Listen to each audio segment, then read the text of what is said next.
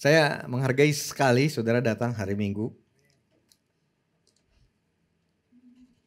Tadi pagi, saya datang agak pagi. Biasa saya sudah datang pagi, tapi tadi lebih pagi sedikit. Jam 7 kurang 15 mungkin saya sampai di sini. Lalu saya ketemu dengan Ibu Ari yang lebih pagi dari saya. Dan rumahnya jauh lebih jauh dari saya. Dan beliau datang untuk melayani saudara loh. Latihan mulai jam 7. Oh ya, siapa dulu suaminya katanya begitu.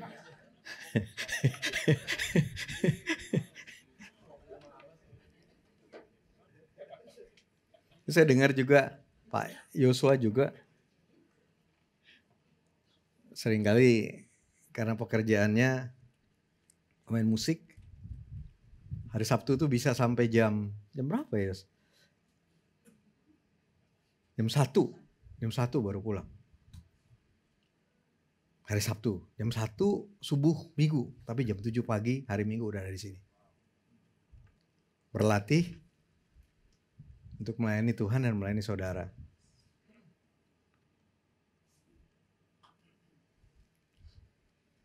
Sampai begitu ya. Tetapi saya juga menghargai saudara yang datang pada hari ini. Ini liburan panjang.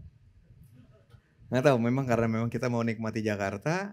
Memang ini Jakarta yang paling enak minggu depan ini loh saudara. Aduh, itu paling enak Jakarta itu. Ya.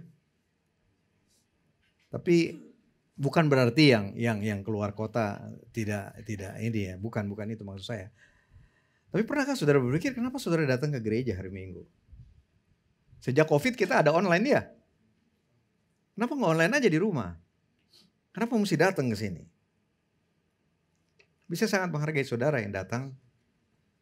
Saya tahu ada yang tetap harus online, ya, karena usia, karena keadaannya, gitu ya. Tapi saya sangat menghargai saudara yang hadir, walaupun saudara punya pilihan lain untuk online misalnya. Dan gereja sebagai orang percaya, bagaimana kita didorong untuk bersekutu. Begitu ya. Tapi kalau bukan personality saya yang senang ketemu dengan banyak orang, saya senang sendiri aja, saya senang. Gimana tuh saudara? Tapi tetap firman Tuhan mengajak kita untuk bersekutu, berkumpul bersama-sama. Gitu. Tapi di sisi lain ada satu kehidupan yang mandiri mungkin yang enak juga. Kemudian, kalau saya kembali sebentar ya, ke Ibu Ari dan Pak Yosua tadi itu yang melayani. Wah, kalau melayani di sini kita bayar atau kita kasih love offering, berapa kita mesti kasih love offeringnya? Nggak sanggup, sorry ya. Mereka datang, mereka tidak dibayar. Mereka melayani. Kita punya pilihan untuk melayani atau kita punya pilihan juga untuk cuma datang hari Minggu aja. Saya ada satu orang yang bicara kepada saya begini. Pak, setelah saya beberapa kali datang beberapa gereja, saya memutuskan datang ke gereja cuma untuk ikut kebaktian, habis itu pulang. Saya nggak mau tahu kegiatan, nggak mau terlibat, nggak mau tahu kehidupan gereja itu lebih dalam. Karena setiap kali saya masuk lebih dalam ke dalam gereja itu, saya akan lihat begitu banyak kekurangan, kesalahan gereja itu yang kemudian jadi saya menyesal dan aduh, coba saya nggak tahu. Lebih enak jadi pengunjung aja, nggak tahu apa yang terjadi di dalam gereja. Gimana tuh saudaraku? Sebenarnya intinya pertanyaan saya adalah setelah saudara jadi orang percaya, setelah saudara jadi orang Kristen, setelah saudara menerima Yesus, bagaimana kehidupan kita? Apakah kita hidup mandiri aja, kita hidup sendiri aja? Ya, kita datang ke gereja. Kalau kita datang ke gereja cuma untuk menikmati atmosfer karena tetap enak, beda kan? Nyanyi sendiri dengan nyanyi di depan jemaat bersama dengan banyak orang, mungkin lebih enak nyanyi bersama dengan orang banyak begitu. Tapi apakah cuma sampai di situ aja? Jadi kembali pertanyaan saya, setelah saudara jadi orang percaya, bagaimana kehidupan saudara di dalam bergereja? Nah, saudaraku, kita akan melihat dan belajar dari kehidupan murid-murid Yesus. Orang percaya nih, setelah Tuhan Yesus naik ke surga, kita akan lihat dari kehidupan mereka. Ya, nah saya cerita sebentar backgroundnya nih, sebelum kita sampai ke ayatnya. Bahwa jadi setelah Yesus naik ke surga, terus murid-muridnya berkumpul di satu tempat, karena mereka seperti anak kehilangan induk kan. Yesus naik ke surga, mereka kumpul di satu tempat. Tapi waktu mereka berkumpul di satu tempat, lalu tiba-tiba Roh Kudus dicurahkan kepada mereka. Gitu ya. Dikatakan di Kisah Para Rasul, waktu Roh Kudus datang itu dengan bunyi dari langit yang keras. Kemudian ada lidah-lidah api yang hinggap pada mereka. Dan kemudian mereka mulai berbicara dalam bahasa-bahasa lain. Bahasa-bahasa orang-orang Yahudi yang pada waktu itu ada di Yerusalem. Tetapi berasal dari tempat lain. Semua orang Yahudi dari segala bangsa datang ke Yerusalem untuk merayakan hari raya panen, hari raya turunnya Taurat yang mereka rayakan, begitu ya. Begitu. Dan situasi ini membuat orang-orang Yahudi yang ada di situ jadi heboh, jadi kaget dengan apa yang mereka lihat terhadap murid-murid. Nah, di Alkitab dikatakan mereka semua menjadi tercengang, termangu, terheran-heran, bingung. Ada juga yang nyindir gitu ya, nyinyir, ada juga saudara. Jadi orang nyinyir itu tidak baru sekarang, dari dulu juga udah ada saudara. Dengan apa yang terjadi pada murid-murid. Tetapi Petrus tidak membiarkan kebingungan itu berlanjut. Di dalam keadaan yang bingung, yang mengheran, yang kacau begitu di antara orang. Tiba-tiba Petrus berdiri, Petrus berbicara atau dia berkhotbah. Mulai dari Kisah 2 ayat 14. Yang intinya Petrus mengatakan dua hal. Kalau saya summary. Yang pertama Petrus bilang kepada orang banyak yang lagi bingung itu, yang lagi terheran-heran itu. Petrus mengatakan Yesus yang kamu bunuh dan kamu salibkan, dia telah bangkit. Dia naik ke surga dan dia telah mencurahkan Roh Kudusnya kepada kami. Itu kenapa kami jadi seperti ini. Kemudian Petrus juga mengatakan Allah, lebih jauh lagi, Allah telah membuat Yesus yang kamu salibkan itu menjadi Tuhan dan Kristus.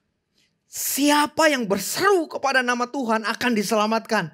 Dan juga bisa menerima karunia pencurahan Roh Kudus seperti kami. Intinya seperti itu. Nah, setelah Petrus berkhotbah, dikatakan orang-orang yang mendengar hatinya jadi, di terjemahan baru kata-katanya tersayat, di perjanjian lama terjemahan lama kata-katanya terharu. Tapi di terjemahan baru kata-katanya tersayat.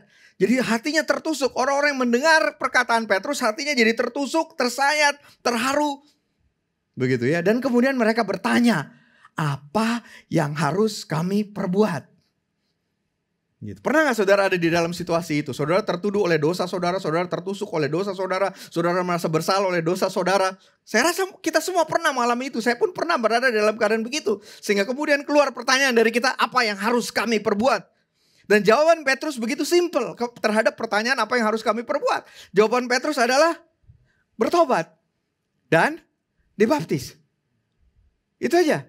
Bertobat dari dosa, dibaptis sebagai tanda mereka percaya kepada Yesus, mereka mau mengikuti Yesus, mereka mau menyerahkan hidup mereka kepada Yesus.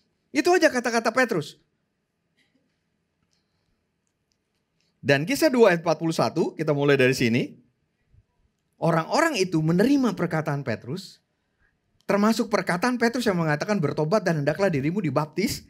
Orang-orang dikatakan begini, yang menerima perkataan itu dibaptis dan pada hari itu jumlah mereka tiba-tiba jadi bertambah. Dari orang percaya yang awalnya mungkin sekitar 120 orang ya Pak Yesi ya. 120 orang menjadi 3.000 orang. 3.000 orang yang percaya. Nah ini yang kemudian kita mau bahas. Kemudian setelah percaya kepada Yesus, bagaimana kehidupan selanjutnya? Kan begitu. Bagaimana kehidupan selanjutnya setelah percaya? Jadi kalau setelah saudara percaya kepada Yesus, saudara menyerahkan hidup saudara kepada Yesus, bagaimana jadinya selanjutnya kehidupan kita, kehidupan saudara dan saya? Kita lihat pasal 2 ayat 42 sampai 47, kita lihat 42 dulu. Kehidupan mereka setelah mereka menjadi orang percaya, dikatakan mereka bertekun dalam pengajaran rasul-rasul, dalam persekutuan, dalam memecahkan roti dan berdoa. Jadi mereka bertekun dalam pengajaran rasul-rasul, mereka bertekun dalam persekutuan, mereka bertekun dalam memecahkan roti dan berdoa. Dan ini di rumah-rumah nih ya. Jadi tersebar karena 3.000 orang nggak mungkin di satu tempat terus. Jadi akhirnya di banyak rumah, di rumah-rumah ini yang mereka lakukan.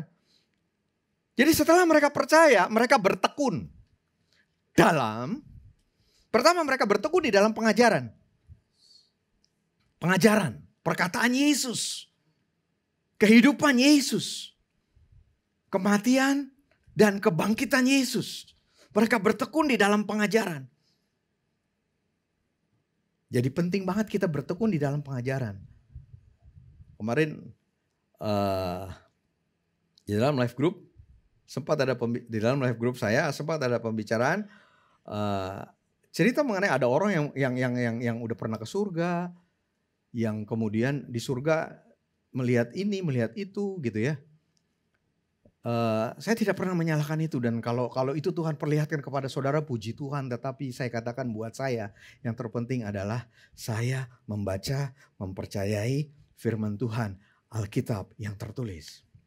Itu lebih berharga daripada kita mendengar orang yang pernah masuk, pernah mati, hidup lagi, terus dia cerita apa yang terjadi waktu dia mati. Begitu. Karena tetap yang terpenting adalah pengajaran dari firman Tuhan. Betul tidak saudaraku? Bertekun dalam pengajaran. Kemudian sebagai orang percaya yang kedua, mereka bertekun di dalam persekutuan satu sama lain. Koinonia ya. Bahasa Yunaninya. Koinonia. Hubungan yang erat. Dengan sengaja memutuskan untuk hidup dalam komunitas. Mendukung satu sama lain. Beriman bersama-sama. Begitu. Kemudian jadi pengajaran, persekutuan, bertekun dalam pengajaran, bertekun dalam persekutuan. Kemudian yang ketiga dikatakan bertekun dalam perjamuan. Nah perjamuan ini ada orang yang mengatakan makan bareng sering. Betul juga, gak apa-apa, memang betul. Makan bareng begitu ya. Tetapi saya pikir juga dalam konteks ini perjamuan itu artinya betul-betul ikut melakukan perjamuan kudus. Memecahkan roti. Artinya perjamuan adalah makan, tetapi selalu itu pusatnya kepada apa yang Yesus lakukan di kayu salib. Memecahkan roti. Karena ini terus-terus dilakukan dan terus-terus dikatakan di Kisah Para Rasul. Yang sebenarnya memecahkan roti juga merupakan ekspresi dari iman, dari persaudaraan, dari prinsip hidup berbagi satu sama lain. Kemudian yang ketiga, yang keempat, 1, 2, 3, 4. Bertekun jadi dalam pengajaran, persekutuan, perjamuan, dan bertekun berdoa bersama-sama. Itu yang mereka lakukan setelah jadi orang percaya. Bertekun dalam berdoa bersama-sama. Doa sendiri penting saudara, tapi doa bersama juga penting. Dan itu betul-betul ditekankan oleh firman Tuhan. Saya jadi ingat kata-kata Tuhan Yesus di Matius 18 yang mengatakan ayat 19, aku berkata lagi kepadamu, jika 2 orang dari antara kamu di bumi ini sepakat tentang semuanya itu dan memintanya, terjemahan lama katakan minta apapun juga, permintaan mereka itu akan dikabulkan oleh Bapakku yang di surga. Jika 2 orang berkumpul, 2, 3, lebih dari 1 orang. Jadi berdoa bersama itu penting saudara. Sebab di mana 2 atau 3 orang berkumpul dalam namaku, di situ aku ada di tengah-tengah mereka. Tuh. Jadi ini yang terjadi setelah mereka percaya. Kehidupan seperti ini yang mereka jalani saudaraku. Dan setelah mereka menjalani kehidupan seperti ini, hasilnya kita lihat mulai dari ayat 43. Mari kita lihat mulai dari ayat 43. Ini hasilnya dari apa yang mereka lakukan. Ketakjuban melanda semua orang, sebab rasul-rasul itu mengadakan banyak mujizat dan tanda. Semua orang yang percaya tetap bersatu, dan semua milik mereka adalah milik bersama. Dan selalu ada dari mereka yang menjual harta miliknya, lalu membagi-bagikannya kepada semua orang sesuai dengan keperluan masing-masing. Dengan bertekun dan sehati, mereka berkumpul tiap-tiap hari dalam bait Allah. Mereka memecahkan roti di rumah masing-masing, makanya tadi saya katakan ini kegiatan di rumah. Bukan kegiatan di semua langsung 3.000 orang. Mereka memecahkan roti di rumah masing-masing secara bergiliran dan makan bersama-sama dengan gembira dan tulus hati sambil memuji Allah. Dan mereka disukai semua orang. Dan tiap-tiap hari Tuhan menambah jumlah mereka dengan orang-orang yang diselamatkan. Dari kehidupan yang mereka lakukan, ya, yang tadi itu saudaraku, mereka bertekun dalam pengajaran, bertekun dalam persekutuan, bertekun di dalam perjamuan, bertekun di dalam doa bersama. Hasilnya adalah Kalau saya sederhanakan, yang pertama hasilnya adalah mujizat yang terjadi. Dan saya mau terus mengatakan kepada saudara, apapun pengalaman saudara, mujizat masih terjadi pada saat ini. Saya tidak peduli seberapa banyak saudara berdoa untuk orang sakit, terus orang sakitnya meninggal. Kita tetap perlu berdoa untuk orang sakit. Percaya, minta Tuhan sembuhkan dia. Karena mujizat masih terjadi pada saat ini juga. Mujizat tetap ada dan jangan pernah berhenti percaya akan mujizat. Nah, saya ingat saya juga adalah hasil dari mujizat waktu saya kena COVID. Saudara tahu saya kena COVID, saya dirawat 10 hari di rumah sakit, di ICU, total di rumah sakitnya 3 minggu. Kemudian kedua paru-paru saya hancur, betul-betul hancur, putih. Dua-dua putih. Saya pulang dari rumah sakit setelah 3 minggu dengan oksigen 24 jam. Tapi somehow saya percaya Tuhan akan melakukan sesuatu. Jadi di dalam keadaan paru-paru saya hancur dan saya masih ingat waktu saya keluar dari rumah sakit, dokternya pesannya begini, Pak. Jadi waktu saya keluar dari rumah sakit, saturasi saya 88 tanpa oksigen. Jadi dokternya mengatakan, Pak paling tinggi nih, Bapak akan punya saturasi nanti 90. Artinya Bapak akan punya paru-paru seperti orang yang sudah sangat tua. Dan Bapak tidak perlu khawatir dengan badan Bapak. Karena badan Bapak akan menyesuaikan dengan sendirinya. Yang Bapak perlu perhatikan adalah mental Bapak. Harus siap dengan itu. Artinya Bapak gak bisa lagi jalan jauh. Jalan mesti pelan-pelan. Begitu ya. Tetapi ya saya dengar aja itu. Tapi yang penting waktu itu situasi saya. Yang penting saya mau pulang aja. Begitu ya. Saya pulang ke rumah dengan oksigen 24 jam. Yang saya harus pakai gitu. Saya tadinya tergoda untuk memperlihatkan kepada saudara fotonya. Tapi akhirnya saya pikir, wah kalau saya kasih lihat ke saudara, ntar ini nempel di saudara. Gambaran saya yang dulu langsing banget saudara. Jangan deh, apa boleh buat. Sekarang udah gak langsing soalnya Pak Victor. Tapi kemudian saya mengalami. Jadi 1,5 bulan, 24 jam dengan oksigen.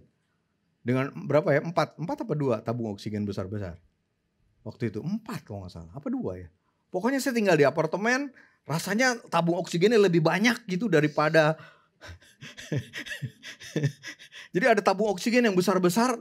Saya lupa 2 atau 4? 2 ya? Tapi saya juga ada tabung oksigen yang kecil-kecil saudaraku. Saya masih ingat ada 2 kamar mandi di apartemen saya. Di tiap kamar mandi ada tabung oksigen. Begitu ya. Wah pokoknya di mana-mana tabung oksigen. Begitu. Tapi kemudian Tuhan mulai melakukan mujizat kok terhadap saya. Dari 88 saturasi saya tanpa oksigen jadi 90. 91, 92, 93, 94, 95, 96, 97, 98. Normal. Akhirnya saya bisa khotbah lagi begini, bisa teriak-teriak. Saudara cuma gak mau kan dengar saya teriak-teriak. Saya gak mau bikin gak enak suara saudara, telinga saudara. Tapi normal saudara. Bukankah itu mujizat? Saya tetap tidak bisa menjawab. Ada yang kena COVID terus langsung pulang ke rumah Bapak. Dan itu terjadi, betul. Mungkin orang yang saudara kasih juga mengalami itu. Tapi somehow saya enggak begitu. Somehow Tuhan masih mengizinkan saya bahkan memulihkan paru-paru saya. Jadi setelah terakhir di CT scan yang putih-putih dengan fibrosis dengan jaringan ikat. Tiba-tiba menjadi hitam lagi. Mujizat masih terjadi saudaraku. Apapun pengalaman saudara, mari tetap percaya mujizat tetap terjadi. Dan inilah hasil dari kehidupan orang percaya yang waktu itu seperti yang saya sudah sampaikan. Mereka tetap terus mengalami mujizat. Kemudian yang kedua hasilnya mereka hidup di dalam kesatuan. Kesatuan di dalam jemaat. Kesatuan itu artinya hidupnya itu komunal. Hidup gak sendiri-sendiri. Berani ambil resiko untuk hidup bersama-sama. Hidup itu hasilnya. Mereka hidup dalam kesatuan. Mereka saling share apa yang mereka bisa. Kalau ada yang membutuhkan mereka bisa saling share satu sama lain. Itu yang terjadi saudaraku. Nah, saya terus mau mengingatkan kita kesatuan itu perlu kita usahakan. Amin, saudaraku. Kata-katanya di dalam kisah ini mereka bertekun dan mereka sehati. Bertekun dan sehati itu ada usaha juga. Betul itu hasil, itu kesatuan yang Tuhan berikan. Tetapi kita terus perlu menjaga itu. Karena selalu musuh berusaha untuk menghancurkan kesatuan. Musuh dari kesatuan, komplain, ya kan? Perpecahan, ya kan?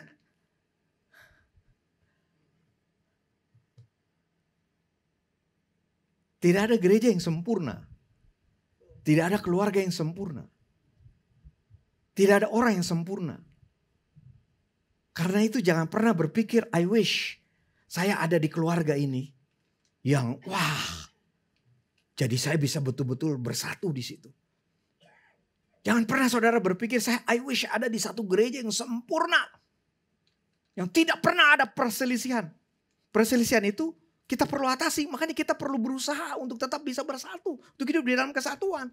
Tetapi di sisi lain saya mau mengingatkan kita semua punya kelemahan. Ya kan?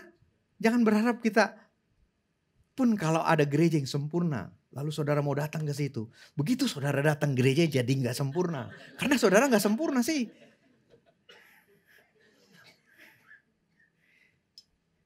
Hasilnya adalah mujizat, kesatuan.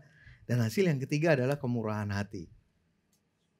Itu hasil dari kehidupan yang mereka lakukan. Secara simpel banget bahasanya saya, kemurahan hati adalah mudah untuk memberi. By the way, saya ingin memberikan kesaksian kepada saudara semua bahwa saudara adalah jemaat yang luar biasa generousnya. Saya betul-betul merasa terhormat menjadi gembala di tempat ini karena saudara begitu generous. Saudara memberi perpuluhan saudara. Ingat gak pernah ada, sekarang seasonnya mungkin udah lewat ya. Pernah ada kontroversi gak usah memberi perpuluhan apa segala macam. Udah lewat belum itu? Udah lewat ya. Gitu. Orang pengen cari sensasi aja itu. Tapi saya mengucap syukur di tengah-tengah begitu banyak perdebatan beri atau tidak perpuluhan. Saudara tetap memberi perpuluhan ke rumah Tuhan. Saudara memberikan misi yang luar biasa. Saya bersyukur untuk kemurahan hati saudara. Waktu kita mau buka Kupang, saya masih ingat. Saya cuma bicara sekali, langsung saudara merespons dengan luar biasa memberi untuk Kupang. Lalu waktu kita buka Serpong, ingat November kemarin, kita buka di Serpong, ya. Lalu saya menawarkan saudara yang mau memberi bisa memberi untuk Serpong. Saudara tahu luar biasa kemurahan hati saudara. Saudara, saya sempat berpikir ini kita Kuningan mesti harus support Serpong mungkin setahun gitu ya. Tapi karena kemurahan hati saudara yang pertama waktu itu, Serpong udah berdiri sendiri. Hebat gak saudara? Dan bukan cuma berdiri sendiri, tahukah saudara kita Serpong ini sekarang lagi direnov. Kita dapat office. Jadi ada office nanti di gereja kita di Serpong. Ya, kayaknya lebih bagus dari tempat kita ini. Lagi direnov, belum jadi.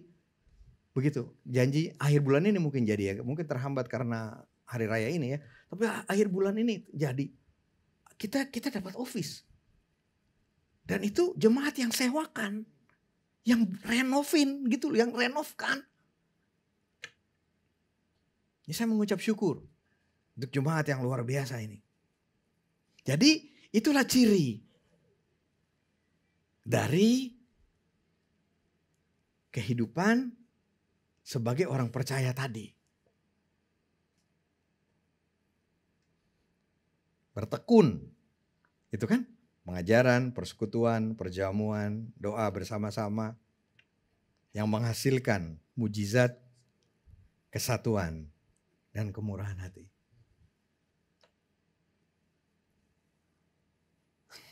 Saudaraku, kita dipanggil untuk hidup dalam komunitas yang bernama gereja lokal.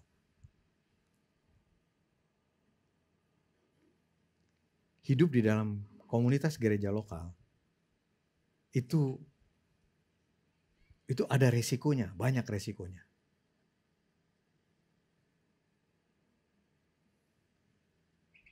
Karena saya katakan tidak ada orang sempurna. Bahkan saya pun tidak sempurna. Ya.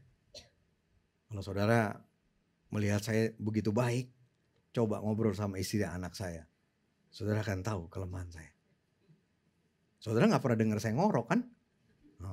Sorry ya, sorry. Saudara gak pernah dengar saya buang gas kan?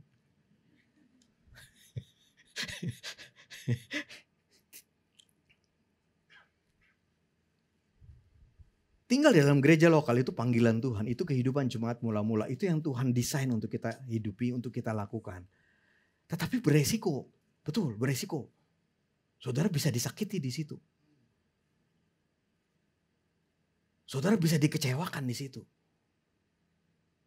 Dan banyak ada orang yang karena takut dikecewakan, takut disakiti, mundur, tidak mau melibatkan diri dalam komunitas. Jangan. Karena kita dipanggil untuk hidup di dalam komunitas. Dan resiko itu ya memang ada. Habis bagaimana dong? Ada. Nggak apa-apa, kita jalani aja saudaraku. Kita hadapi aja. Kita ampuni aja. Please, kita mengerti tidak ada orang yang sempurna.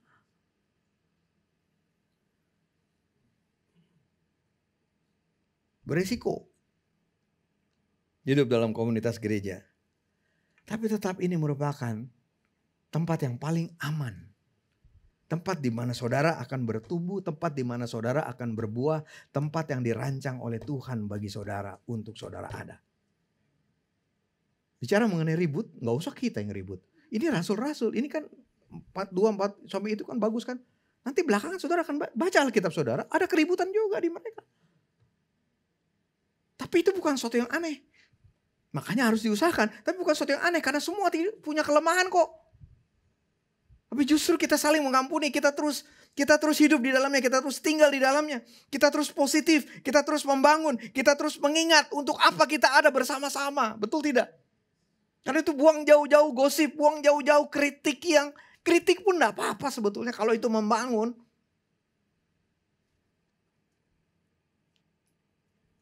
Jadi, oke, kenapa saudara mau ke gereja di sini?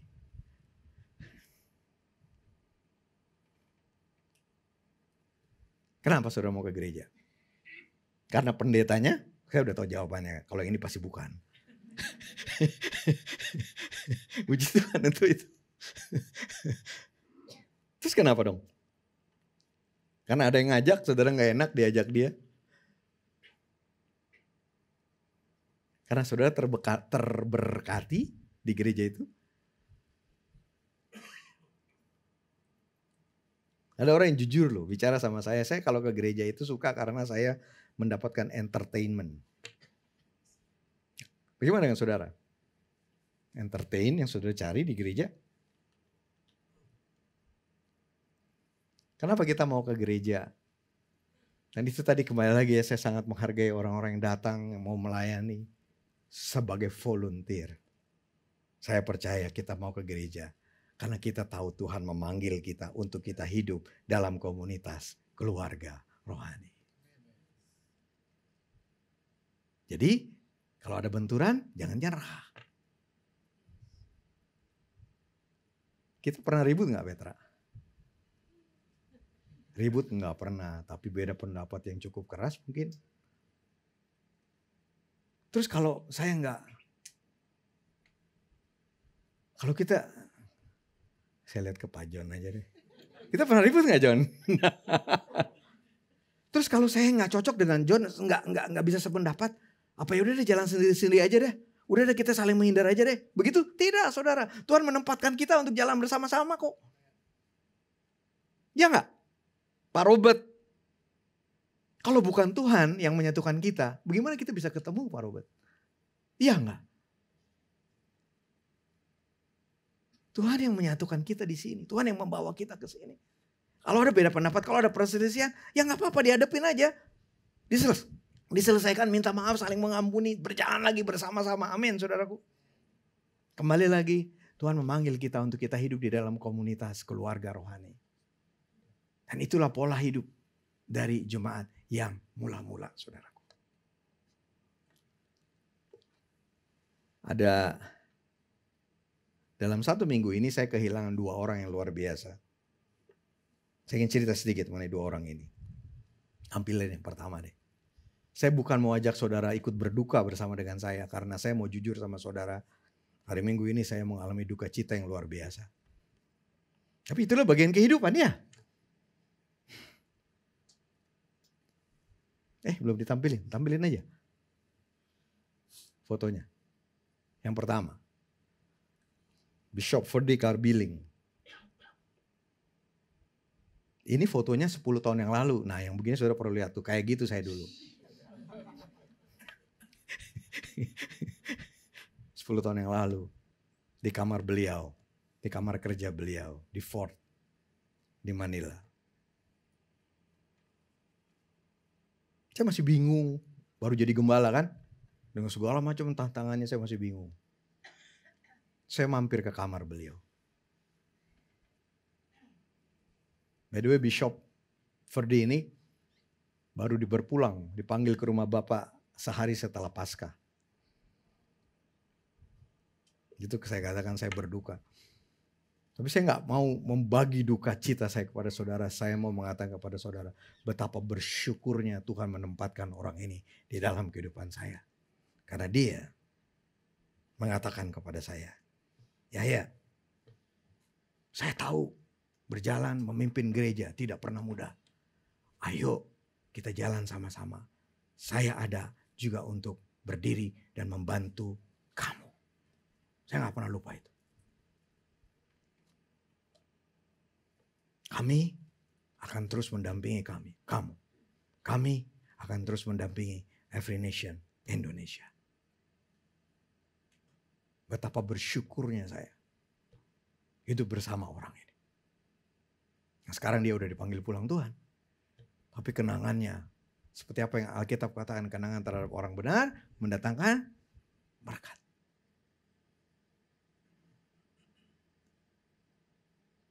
Ini 10 tahun yang lalu. Kemudian yang kedua ini.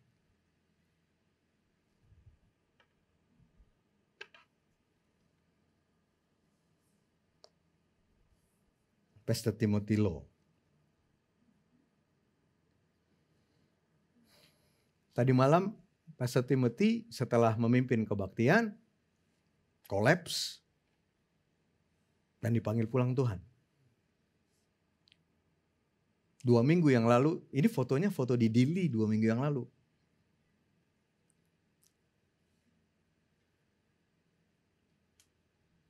Kita perlu menolong Dili, Timor Leste, gereja Every Nation. Saya juga, ini gimana nolongnya?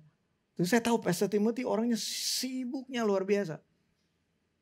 Pastor Timothy, yuk, saya ikut, pergi sama saya yuk. Kita hadapin sama-sama. Kita tolong Timor Leste bareng-bareng. Pergilah saya dengan Pastor Dedi Dun ya. Satu lagi saya gak masuk. Kami bertiga ke Dili. Dan tadinya almarhum ini datang ke sini 20 berapa? Minggu terakhir April saudara.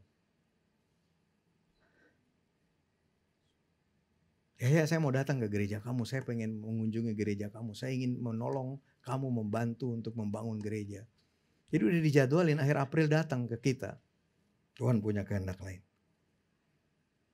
Orang yang begitu peduli terhadap saya. Ini udah terlanjur buka-bukaan sedikit tapi gak apa-apa ya. Ada keadaan-keadaan saya punya keuangan susah sekali saudara. Dan somehow Pastor Timothy tahu. Dan dari Malaysia dia transfer uang. Di saat betul-betul saya butuh. Sepeduli itu dia. By the way dia ini bosnya saya sebetulnya. Dia ini ketua pemimpin regional leadership team Every Nation Asia Tenggara. Jadi semua dibawa beliau. Tapi kepedulian beliau terhadap saya, terhadap istri saya, terhadap anak saya. Kepedulian beliau terhadap kita. Makanya beliau tadinya mau datang akhir April ini. Saya berduka sekali waktu kemarin saya dengar beliau dipanggil pulang Tuhan. Tapi yang saya mau bagikan kepada saudara bukan duka cita saya. Itu urusan saya ya. Tapi yang saya mau bagikan kepada saudara betapa saya bersyukur. Tuhan memberikan orang ini. Selama lebih dari 10 tahun mendampingi saya. Menyertai saya. Menolong saya. Membimbing saya. Berdiri bersama-sama dengan saya. Memberi contoh kepada saya. Bagaimana jadi pemimpin bagaimana jadi gembala gereja.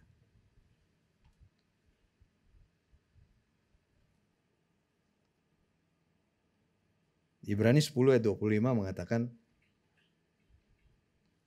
janganlah kita menjauhkan diri dari pertemuan-pertemuan ibadah kita seperti yang dibiasakan oleh beberapa orang.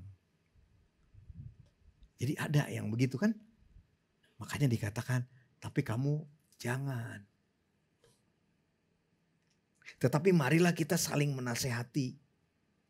Terlebih lagi sementara kamu melihat hari Tuhan mendekat. Terjemahan di ESV-nya katakan, not neglecting to meet together.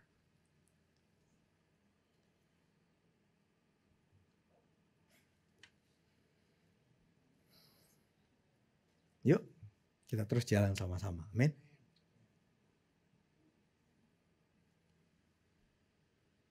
Inilah yang Tuhan mau. Setelah kita terima Yesus, setelah kita menjadi orang Kristen.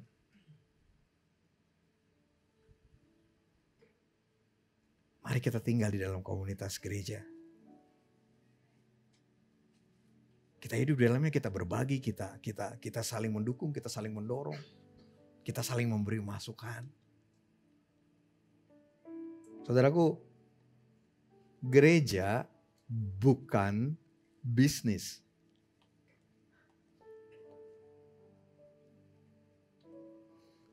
Gereja bukan untuk memanfaatkan jemaat. Gereja juga bukan performance.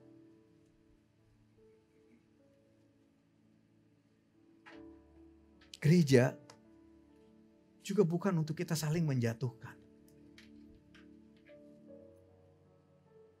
Gereja bagi saya adalah komunitas, keluarga rohani, di mana kita memutuskan untuk hidup bersama, saling menguatkan, saling mendukung. Komunitas di mana kita bisa mengasihi orang lain dan dikasihi orang lain. Komunitas di mana kita menerima dan menyalurkan kasih Tuhan.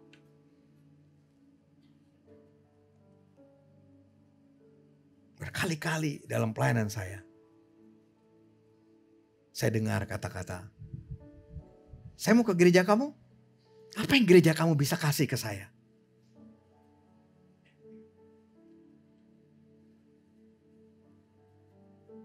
Kalau saudara yang ditanya gitu, jadi saya jawabannya apa ya?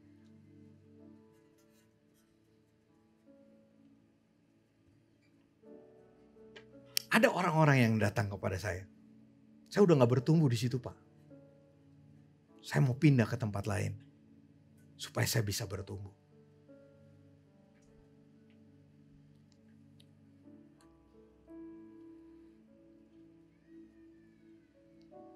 Memang ini bukan tempat yang sempurna.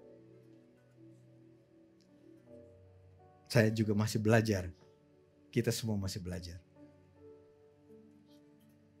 Tim pastoral saya saat ini, Pak Petra, Pak John, Pak Yesi. Kami penuh kelemahan.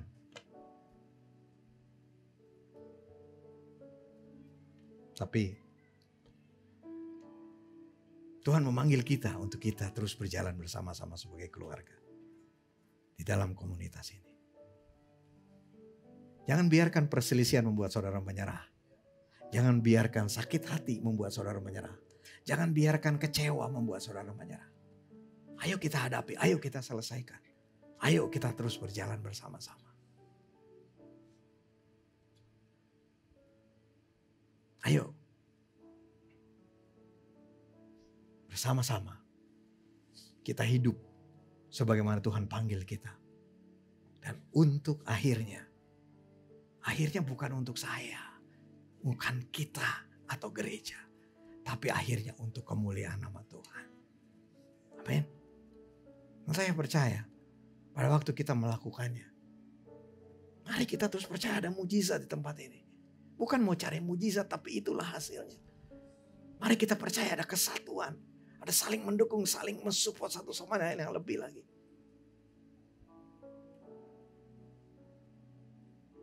Dan Tuhan Yesus kembali lagi senantiasa mengatakan, di mana 2 atau 3 orang berkumpul, aku ada di situ. Tahukah saudara, Tuhan ada di tengah-tengah kita? Di dalam perkumpulan yang tidak sempurna ini. Dan mari kita komit kepada Dia yang hadir bersama-sama dengan kita.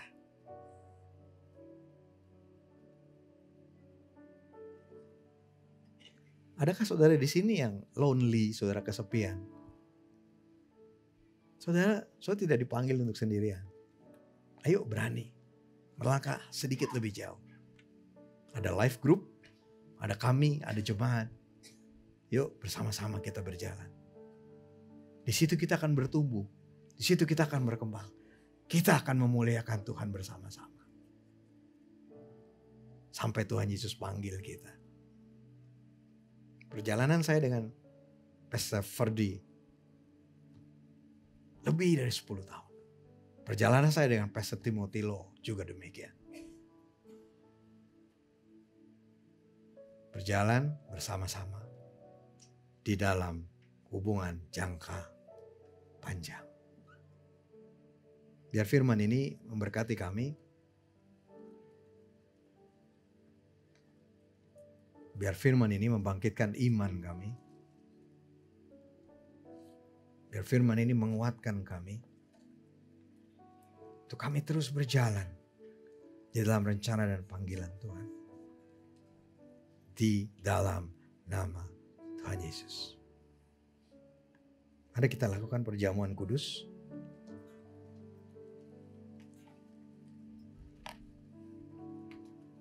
Mari bangkit berdiri. Saya percaya perjamuan kudus juga mengingatkan kita bahwa tubuh dan darah Yesus dikorbankan. Untuk kita hidup di dalam kesatuan, saudaraku. Amin. Untuk kita berjalan bersama-sama di dalam kesatuan. Makasih Tuhan kau mati di kayu salib. Makasih untuk tubuhmu yang dikorbankan bagi kami. Ucap syukur Tuhan. Kami menyambut tubuhmu ini Tuhan. Kami tahu bahwa kehidupan Kristus menjadi bagian dari kehidupan kami. Kami tahu apa yang kau lakukan ini. Membuat kami dapat dan akan terus berjalan bersama-sama. Sebagai orang-orang umat yang ditebus oleh Tuhan. Terima kasih untuk tubuhmu. Di dalam nama Tuhan Yesus. Mari kita makan bersama-sama.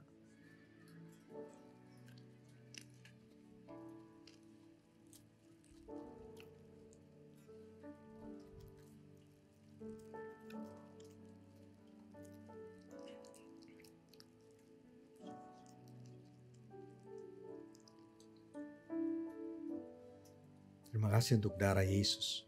Menguduskan, menyucikan, menebus, melindungi. Tapi juga menyatukan kami sebagai keluarga rohani. Terpujilah Engkau Tuhan. Mari kita minum bersama-sama.